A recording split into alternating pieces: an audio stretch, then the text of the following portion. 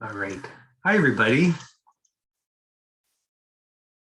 We're all looking at we all look good, but we look slightly frazzled as well. I get that. Um, uh, I guess today we conclude with Villette. And I want to start that conclusion by going to the conclusion of the novel. But before I do that, I just want to give you an opportunity to address any questions or concerns you might have about, I don't know, close reading assignment that's due on Monday, or anything else related to the course or otherwise. The record number of COVID hospitalizations in Alberta yesterday. Found out yesterday that my daughter in Halifax has come down with the Omicron. So she's isolating, not very happy about it. That's just the way it is. If not, okay, here's what I'm hoping we can accomplish today, and I want your input, so I'm going to get that from you quite directly. I want to turn to the concluding section of the novel, which is the weirdest, most unsatisfactory, the most profoundly ambiguous, and indeed frustrating conclusion to any Victorian novel that I know of. And I want to ask you just what the hell you think is going on there. And I want to start there because then I want to back up and trace as far as possible what might be called, although that would be problematic to call it that, the romantic subplot of the novel. The novel does, I suppose, produce a somewhat conventional romantic subplot, but it too is highly problematic. I want to trace Lucy's changing attitudes towards Graham, Dr. John, and towards Monsieur Paul, as they kind of unravel throughout the novel. But I want to start at the conclusion. So I'm going to read the final few paragraphs of the novel and ask you why the novel concludes this way. That this is a question of a critical interpretation. It's a speculative, theoretical question. Why would this novel end in this way? Okay, and obviously, in part, it's yet a further example of Lucy's rather perverse refusal to divulge certain things, to reveal, and to exert a kind of control over her own narrative by refusing us satisfaction. But there may be something else going on here. So I want you to tell me what you think of this conclusion. I'm sure you've all been scratching your heads about it already. And see if we can have a discussion about why this novel would end this way. Okay, so this is in page 567 to 568 in my edition, the Broadview edition, the concluding few paragraphs of the novel. And now the 3 years are past. Oh yeah, so just to recall, Monsieur Paul has proposed to Lucy. He's provided her with a schoolroom, and he sets her up. And then he goes away for 3 years on this other, what do you call it? Beneficial or philanthropic exercise. And these are the 3 happiest years of Lucy's life, as she tells us, while he's away and awaiting his return. Okay. She makes good on Monsieur Paul's investment in her. And then this is how the novel concludes. And now the 3 years are past. Monsieur Emmanuel's return is fixed. It is autumn. He was to be with me ere the mists of November come. My school flourishes, my house is ready. I have made him a little library, filled its shelves with the books he left in my care. I have cultivated out of love for him, I was naturally no florist, the plants he preferred, and some of them are yet in bloom. I thought I loved him when he went away. I love him now in another degree. He is more my own. The sun passes the equinox, the days shorten, the leaves grow sere, but he is coming. Frosts appear at night. November has sent his fogs in advance. The wind takes its autumn moan, but he is coming. The skies hang full and dark. A rack sails from the west. The clouds cast themselves into strange forms, arches and broad radiations. There rise resplendent mornings, glorious royal, purple as monarch in his state. The heavens are one flame. So wild are they rival battle at its thickest. So bloody, they shame victory in her pride. I know some signs of the sky. I have noted them ever since childhood. God, watch that sail. Oh, guard it. The wind shifts to the west. Peace, peace, banshee, keening at every window. It will rise, it will swell, it shrieks out long. Wander as I may through the house this night, I cannot lull the blast. The advancing hours make it strong. By midnight, all sleepless watchers hear and fear a wild southwest storm. That storm roared frenzied for 7 days. It did not cease till the Atlantic was strewn with wrecks. It did not lull till the deeps had gorged their full of sustenance. Not till the destroying angel of tempest had achieved his perfect work would he fold the wings whose waft was thunder, the tremor of whose plumes was storm. Peace, be still. Oh, 1,000 weepers praying in agony on waiting shores, listened for that voice, but it was not uttered till, when the hush came, some could feel it, till, when the sun returned, his light was night to some. Here, pause at once. There is enough said. Trouble no quiet, kind heart. Leave sunny imaginations hope. Let it be theirs to conceive the delight of joy, born again fresh out of great terror, the rapture of rescue from peril, the wondrous reprieve from dread, the fruition of return. Let them picture union and a happy succeeding life. Madame Beck prospered all the days of her life. So did Père Silas. Madame Walravens fulfilled her 90th year before she died. Farewell. WTF? Seriously, what is going on here in your reading of this excessively strange passage about storms and shipwrecks and hope and pause and imagination? If I were to ask you why the novel ends this way, or what you make of it, just reader response here. Tell me what you made of this when you first read it. Laura, what were you thinking? I thought that what Lucy was saying was that Monsieur Emmanuel is lost at sea because of some great storm that causes a lot of wrecks, and his ship is wrecked among them. But she, as she so often does before, instead of like actually telling us that he's been lost at sea, she says like, I won't tell you what happened. I'll let you imagine that there was a happy reunion. I'm not going to tell you he was lost at sea and I, was sad. But I think I read it as definitely he's gone and she is alone. Okay, so Laura, just to get back to one of your observations, I think that may be one way of interpreting this passage, that he has in fact been lost. But why, as you say, does she not want to tell us? I think it sort of continues with the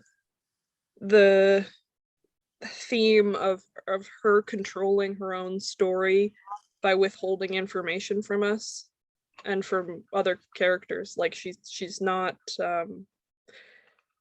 she's not prone to giving everyone all the details.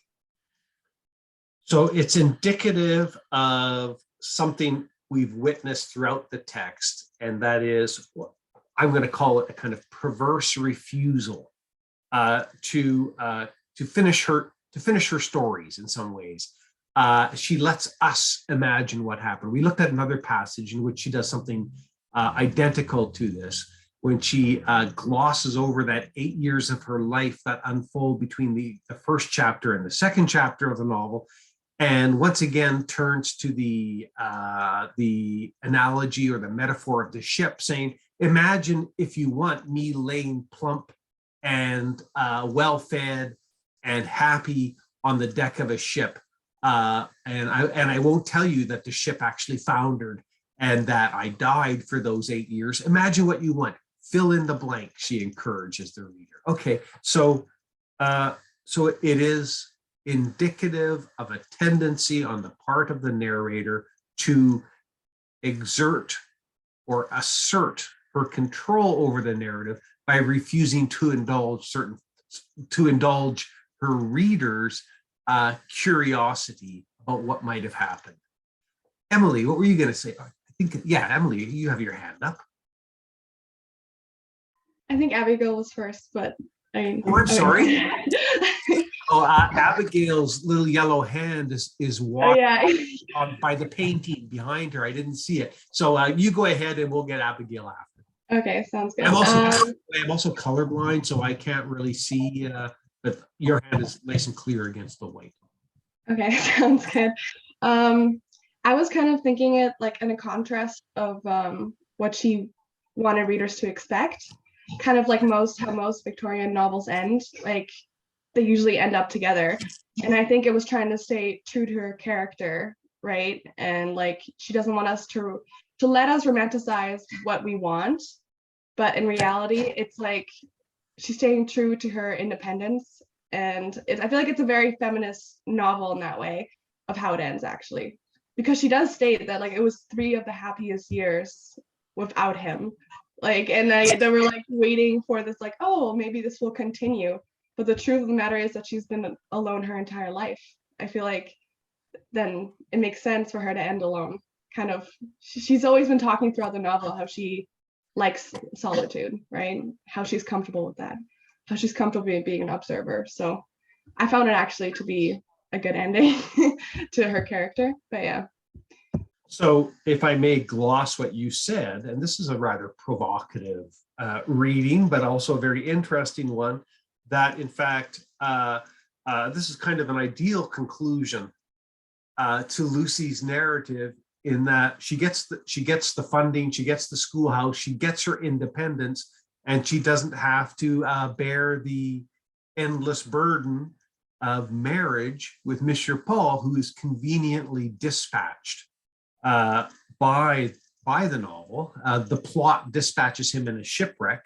Possibly, there are these thousands of mourners that Lucy may or may not join. I mean, the language is very kind of opaque, and I think deliberately so, but that this might in fact be the perfect feminist ending to a proto-feminist narrative.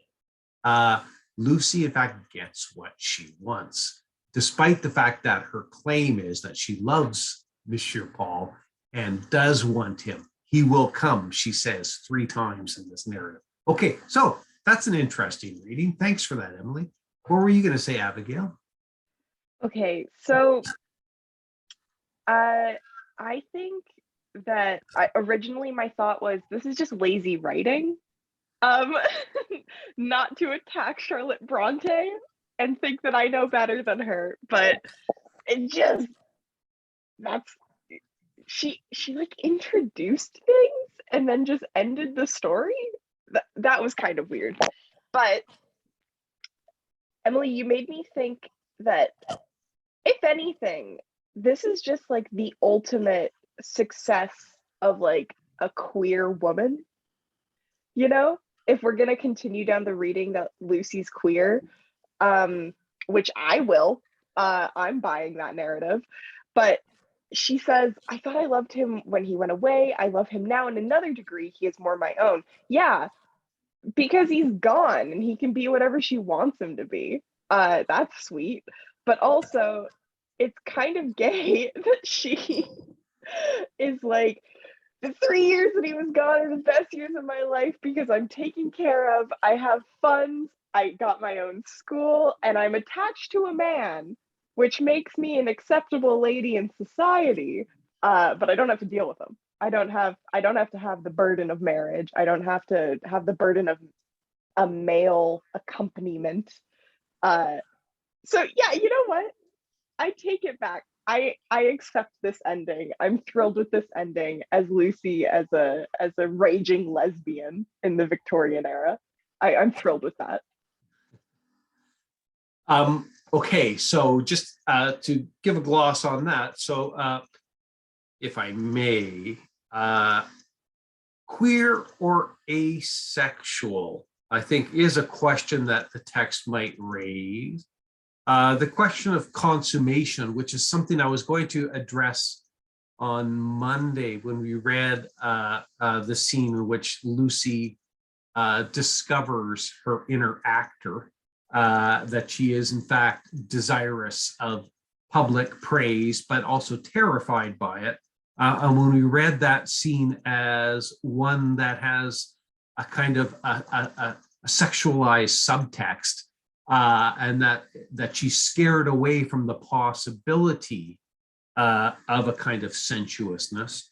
But yes, she has it all. She is engaged, and so she is participating in the required trajectory for a single woman, but she never has to consummate the engagement. Because Monsieur Paul may never return. But I just want to, and then I see Daniel's hand up, and I'm hoping some more people might want to jump in here. But he's no longer necessary, perhaps, because of what that final 5-word phrase at the end of the first paragraph I read. He is more my own. Perhaps they have become one in spirit, that he's no longer necessary. He's no longer required. She has absorbed him. They have come to, because the novel wants us to know that they have a kind of perfect understanding, that they can see into the depths of each other. And this is where Dr. John Graham Bretton fails, is that ultimately he is unable to know her. We'll look at a couple of passages in which she actually makes that observation, whereas Mr. Paul knows her, both her strengths and her weaknesses, and he draws them out, and he tells her, be who you are. That's essentially what he does, right? Despite the fact that he's this crazy little Catholic tyrant, he knows Lucy. And of course, in archaic usage, in the biblical use of that word, know, that's also to know, not just intellectually or spiritually, but perhaps also physically in a certain way. He knows what she needs and what she wants. Okay, I'll leave it at that for just a moment. I'm gonna get back to what it is we expect from most Victorian realist novels. We expect a certain kind of closure, right? And we expect the wrapping up of loose ends. And we especially anticipate that romantic subplots are resolved in bourgeois marriage. That's what we demand of a good Victorian realist novel, because that's what they typically give us. And so the question of whether or not this deliberate refusal of closure is a failed conclusion, that's a question that I put to you just in terms of what we expect from the genre. What some of you are suggesting is that, in fact, it's a new kind of conclusion, perhaps to a new kind of Victorian realist novel that is unlike others. Okay, Daniel. Well, I'll be honest. My initial, because of the conversations earlier, it's kind of actually changed my initial opinion of the end, because WTF was my initial ending, right? To be fair, I kind of read Lucy in initial somebody who avoided the idea of satisfaction or just, again, that emotional shut in. But with the conversations between Emily and Abigail, it's opened my mind up a little bit. Because I thought at the end, okay, this is a character who actively avoided any form of satisfaction. Therefore, the ending would have some sense of removal for satisfaction. But now that you pointed out, she has her own school. She has her thing. She has the acceptance of society through this Monsieur Paul, who is gone now, effectively. She could do her own thing, right? She's effectively free. Like, she's alone. She's happy in her solitude. She's satisfied, like in our sense. But for we as a reader who, and especially possibly the initial audience who may have read this book, just the character herself is satisfied. The audience may not be, because they're not expecting this ending. Because I even remember reading the intro of this, they talk about the ending of how she was like, Bronte was told to change it a little bit. And I think that's why she tacked on that last little bit, right? But looking at it now, the ending is kind of satisfying if you understand Lucy is a character who this is her satisfaction. And so, yeah, no, I love the fact that Abigail and Emily brought that stuff up, because it completely changed the way I looked at it at first. Thanks for that, Daniel. And I see a couple more hands up. But there's a suggestion here that although we anticipate or expect or even demand closure, we want to know what happened to the smoking gun, right? So the smoking gun is introduced, but a conclusion to the crime narrative, such as it is never presented to us, which says something about the novel as an open-ended form. That the novel is not bound by the same formal constraints as the poem, and that the novel can play with the reader in this way. And we, especially as 21st century readers, are prepared for this sort of inconclusivity. So there's this ironic distance set up between Lucy and the reader, that what Lucy gives us what she wants, not necessarily what we want. Cheyenne, you had your hand up, and then did you put it down? I did put it down. My thought wasn't anything extravagant. I was just, I found it really interesting, the characters that she mentioned, and like she talked about how they're happy. I think it was Miss Breton, and then the priest man.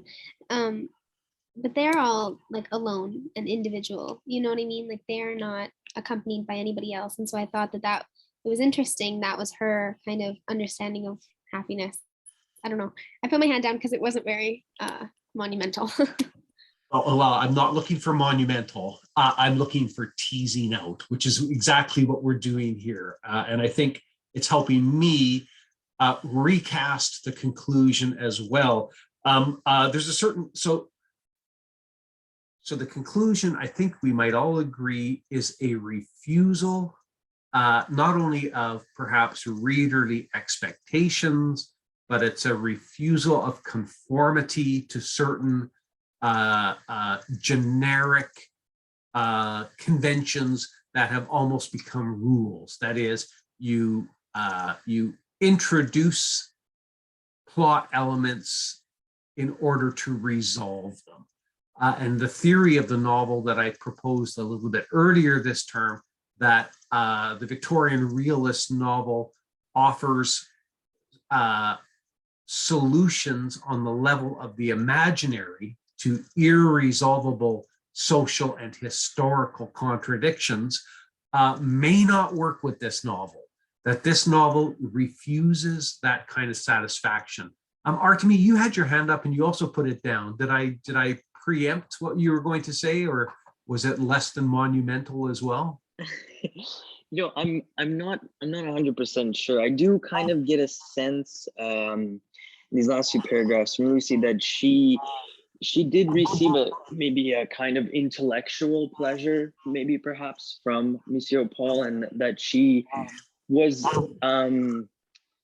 awaiting for his return in a sense, like for that, and there was a particular sense of anticipation, like there is an out for her because he is missing, and I think that does provide an ending that, like as everyone mentioned before, that is very true to like her character. But I do see this hint of like perhaps she wanted a different ending, a happier ending, and she kind of didn't get it, and she's like, well, I'm okay with it, because just so you know, like unlike those other women, I may or may not have lived till 90 years of age, and so I think she's kind of on the fence about how she may have to feel about Monsieur Paul because of this experience. Like him leaving made her appreciate him more, and she seemed a little bit sad in the way she described the storm and the banshees in like about his death. It's kind of like Greek mythology,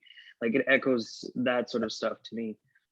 Interesting. And it's interesting that you also raise, and I think we can leave it here, but I do want to see what your reaction is to that final paragraph of the novel.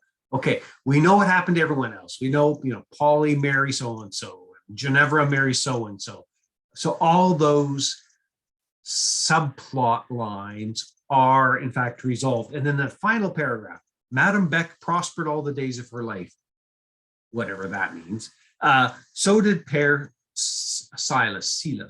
Madame Walravens fulfilled her 90th year before she died. So in one sentence, with 2 semicolons, all the loose ends to the novel are closed, and then farewell. Amen. So let it be.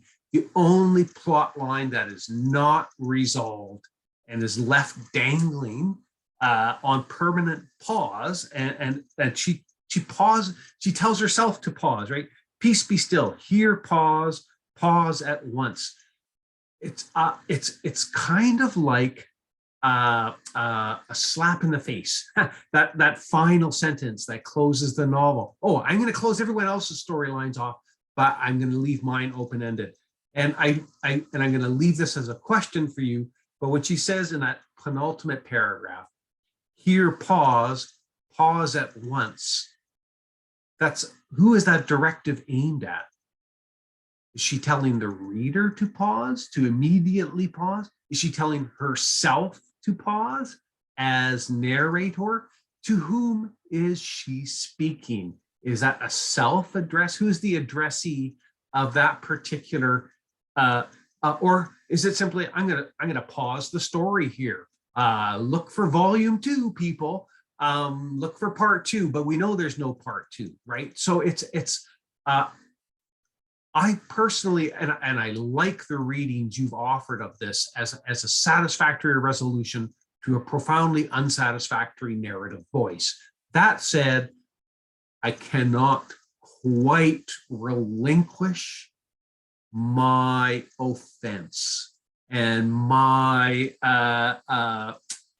my dissatisfaction at the way I'm being toyed with there. Okay, I see there's more hands. Cheyenne. Okay, so to answer your question, I think that she's kind of talking to herself. If not there, I know she has done it before. So my example is from page 299, and that's when she's talking to herself, but she's talking to herself in the form of reason. So she's asking, like, she's telling us that reason only answered and blah, blah. And she asks reason, she says, but if I feel, may I never express? And it says never, declared reason. And so just talking to herself in different ways. I know before she had brought up common sense. Now she's shown us reason. So I think those subsections of her personality that she's giving personification of their own, like giving characteristics and thoughts of their own, I think that's super interesting. And I think that is what she's doing at the very end. Well, and I'm glad you pointed to that passage, which I also have highlighted in my text as one that I was going to look at today. And so we'll jump into that passage after we've concluded this little bit of conversation about the conclusion to the novel, where Lucy, once again, as you mentioned, steps outside of herself in order to record this internal debate, right? So she disengages from herself in order to analyze herself. And there's this play between reason, capital R, and imagination, capital I. Those two words are apostrophized. Those concepts are turned into direct addressees. I'll talk about the apostrophe in just a moment as well. Abigail and then Artemi. I just wanted to look at the here, pause at once. There is enough said. So that little paragraph it's like she's talking to herself and saying, nah, just let them have it. Let the audience have this. Let them think it's nice. So it's like she is, okay, fine. I go back to my original statement of lazy writing. I do. I'll go back to that because I just don't understand why you wouldn't wrap up the main character's plot line. Okay, when you say she's here, but here's where I think that the gist of your observation might lie. When you say she's talking to herself, my question would be, which self is she talking to? I think she occupies possibly a series of selves. One of them is the writing self, the author, right? The author of herself.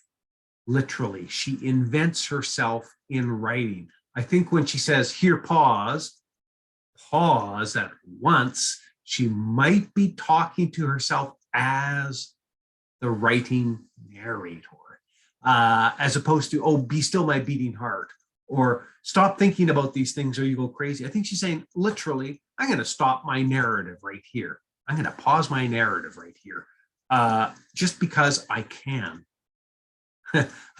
Because I can. Why does she do this? Because she can. Because she is authoring herself, bringing herself into being in a sense. Artemi. Yeah, I completely agree. I think there's probably all of these factors at play here, both like a sense of pretentiousness and laziness and, you know, perhaps trying to create a different ending. But, you know, when I read the sentence, like there is enough said, and I look back at like the few paragraphs before it, I can't deny that that is true in the sense of that it gives me enough information to wrap up the story for myself. Like it's not like she just wrote the end. Like she gave me enough to kind of imagine, you know, that there could be a shipwreck and the women would be weeping over their lost husbands and this is all a big deal. And she kind of establishes that, but you know, that's the end. And yeah, that's kind of, that's, I don't mind it because of that, because I kind of see it as like an artistic move. I'm not too opposed to it if I do a close reading of the stuff before it. Well, and also as Abigail just commented in chat, enough said. Yeah, 568 pages may just be enough. That's a still, even by Victorian standards, it's a pretty long novel, right? Enough said, time to wrap things up. I'm being somewhat facetious when I say that, but on the other hand, there are pressures from the material production of books that might also have caused her to draw things up to a quick end. And there is some commentary in some of the appendices about the strange ending to the novel. And there's been stuff published on it that we might also think of looking at. Thanks for that, Artemi. Emily, what were you going to say? I was just going to mention that I thought maybe why she didn't like continue on her narrative is because back to this idea that she sees herself as a secondary character, kind of like we'll wrap up everyone else's story, but I won't wrap up my own. Like I've been the observer this entire book, and now I'm gonna let you know what I've observed over the years. But like it's never her like giving us those details right about her own life, which I kind of saw. But she also has control here, right? So she has the control to not give us more than we want. Well, and it's also quite possible, and I'm extracting this from that observation, even if it's not what you meant to say, but that if we read this novel as her Bildungsroman, that is, as her story of education in life and her ultimate latching onto a vocation. She now has her vocation. She is fulfilled. She doesn't need any more. The novel does suggest at various points that what she's in search of throughout the duration of her narrative is a vocation, a calling. And now she has that. And so the novel does conclude with that fulfillment. And Monsieur Paul's return would probably be a bit disappointing, wouldn't it? He would probably try to exert, and now I'm reading outside the novel. This is never advisable, but but the novel asks us to do this. What happens after this? That's what the novel does. It causes us to exert our imaginations and ask what might have happened after this. Think about what Monsieur Paul's return would have meant if he had come back, and would he revert to his previous tendencies to boss her around, just like he does when she's on the stage, right? And when she discovers herself on the stage, he's still barking at her from the sidelines. And so we don't want him back, do we? I mean, this all depends on your opinion of Monsieur Paul as a suitable marriage partner to Lucy. Neither of them, I wouldn't want to be married to either of them. And I think the novel is giving Lucy a certain kind of freedom to continue the story of her own education, moral and spiritual, and her own development into a future self that the novel points towards without giving us any specific indication of what she might be like 10 years from now. Will she still be teaching at the school? Will she have displaced Madame Beck, perhaps, in some curious way? Okay. Wow. Anything else on the conclusion? I mean, one of the things, oh, Zoya, you had your hand up. Yeah, I don't know if this would add much to it. I guess I'm saying this more for myself because I felt this strongly throughout the novel, where she'd sort of leap out of the pages and make her presence very known to the reader. And I almost felt as though, you're like the voyeur looking into her life, and she's making you constantly aware of that. And the idea that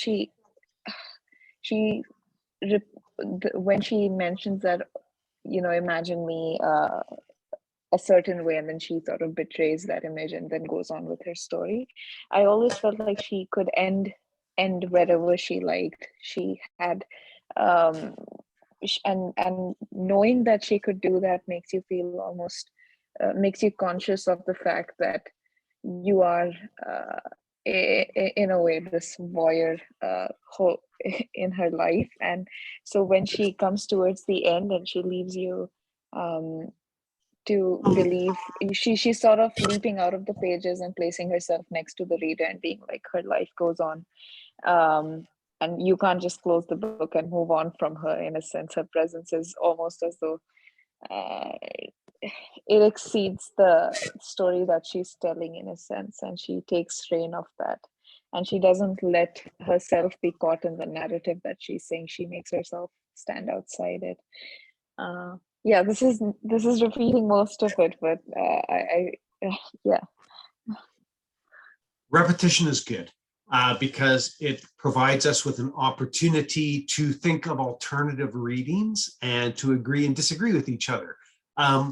But I do think you're quite right in suggesting that at points in the novel, when she invites us to imagine an alternative narrative that explains her, and she says, do what you want, she's inviting us to co-author her, to provide alternative narratives. But then she always pulls the rug out from under our feet. And it's a kind of false invitation. Imagine, if you choose to, that I did this and that, or that I lived happily ever. Imagine a happily ever after ending to this novel, if that'll make you happy. So the reader is a kind of participant in Lucy's own self-fabrication, but we know that we don't have all the information that we need to conclude her story because she won't provide us with it. Right. Yeah. There was also a parallel I was drawing while reading, which just drawing off of how she keeps saying, imagine this, and setting up almost as though, you know, you have frames and panels and graphic novels, and you sort of, through those gutters, you sort of construct your own narrative when you see these two scenes. And she gives you that freedom of jumping through those panels, but then she sort of at the same time says, oh no, that wasn't enough, and draws you back to those and says that there were these frames that I was hiding from you. And it seems very visual in that movement. Yeah. It's like I don't know if you're familiar with if the illusion will mean anything to you. Lucy Van Pelt and the football with Charlie Brown, you know, come and kick the ball, year after year. And Charlie Brown says, no, I'm not going to kick the ball because you'll just pull it away and I'll fall on my back and I'll yell arg. But he does it nevertheless because he's invited to do it. And maybe this time Lucy won't pull the football away. There's a felicitous little observation. Lucy Van Pelt and Lucy Snow, they have the same name. I wonder if Charles Schultz was working with this novel in those scenes. Of course not. Don't go any further with that.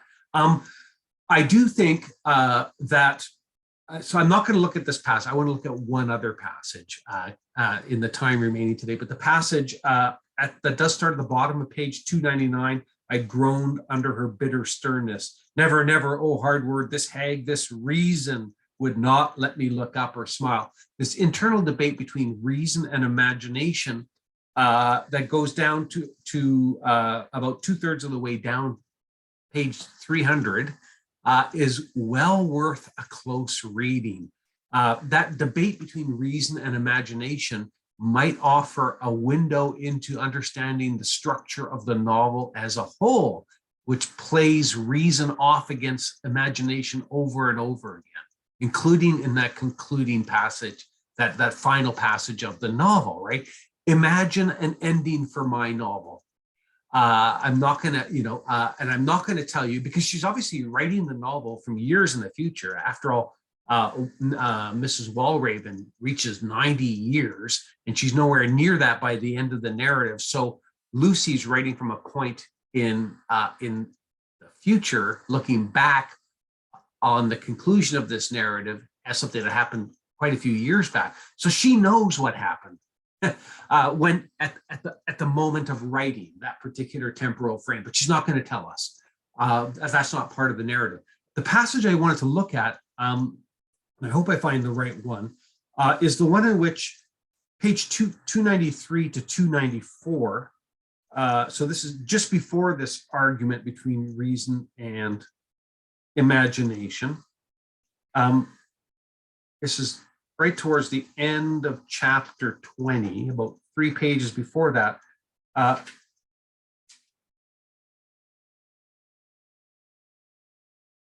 This is Lucy's contrasting Dr. John Graham with Monsieur Paul, and why Graham would be the ideal marriage partner in a conventional romantic subplot. But she denies herself that subplot by comparing him to Monsieur Paul. Okay, I'll just read this passage. I'm starting the very last line on page 293. A little ways into that paragraph that begins, Graham was quite cheerful all the evening. So I'm skipping down to the very last sentence in that, or the very last line on that page. Who could help liking him? That is, Graham. Who could help liking Graham? He betrayed no weakness which harassed all your feelings with considerations as to how its faltering must be propped. In other words, Monsieur Paul does this, but John didn't do this. From him broke no irritability, which startled calm and quenched mirth. His lips let fall no caustic that burned to the bone. His eyes shot no morose shafts that went cold and rusty and venomed through your heart. Beside him was rest and refuge, around him fostering sunshine. Now, what kind of idiot wouldn't choose John Breton over Monsieur Paul, this venomous, caustic, nasty little mirth-quenching Catholic Frenchman? The choice itself is perverse, but is it possible to suggest that in choosing Monsieur Paul, Lucy is choosing a part of herself? She's choosing reason over imagination. She's choosing duty, self-improvement, which is what Monsieur Paul is constantly telling her. You could be way better than you are. Improve yourself, improve yourself. That's what he's always telling her, right? She is, in a sense, choosing one of her two selves in choosing Monsieur Paul. And I think I could argue that point, I think, quite persuasively, and then tie it into the way the novel concludes. She, like, as I already mentioned, she no longer needs Monsieur Paul because she has absorbed his criticism of her completely. She has become what Monsieur Paul wanted her to become.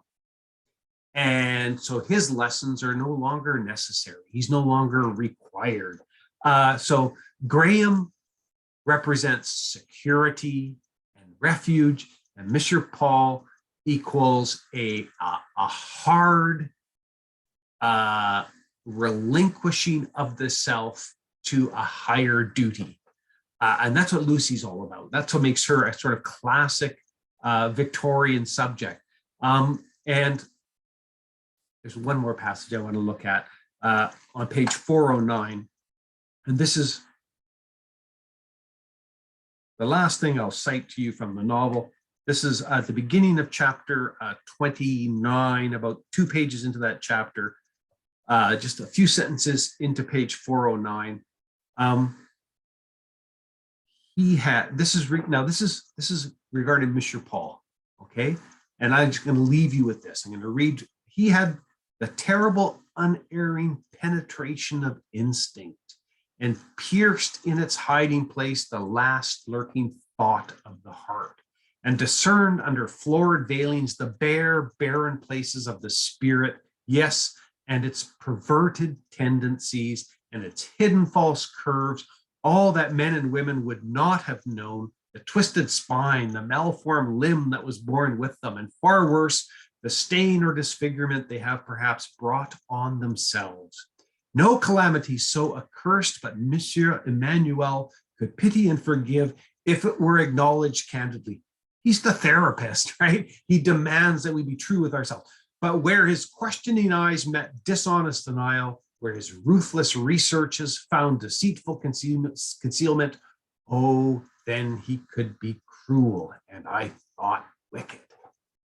But he's the guy she chooses. And the novel leaves us with the question, why? And I think we've come to some really good answers to that question. So thank you for that. We're out of time for today. I'll be in my office hours on Friday if any of you want to pop in and meet with me then. Otherwise, I will see you next Monday. And do feel free to email at any point with any questions or concerns you have. Okay, thanks everybody. Bye. Thank you. Take care.